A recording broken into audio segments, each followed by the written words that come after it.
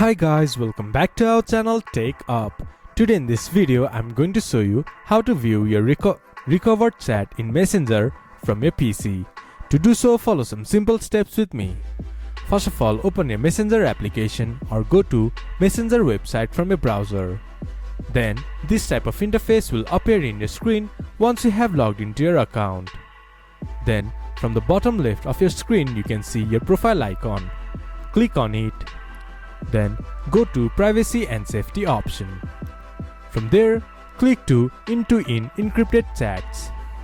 Then go to Secured Storage option. From there, enter your 6-digit PIN and your chat will be recovered. To view your chat, go to Chat section. From there you can view your recovered chat.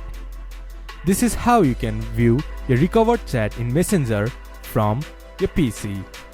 This much for today's video. If you guys find our video helpful, please leave a like and comment, and do not forget to subscribe our channel and hit the bell icon. I'll see you guys again in our next video. Thank you for watching.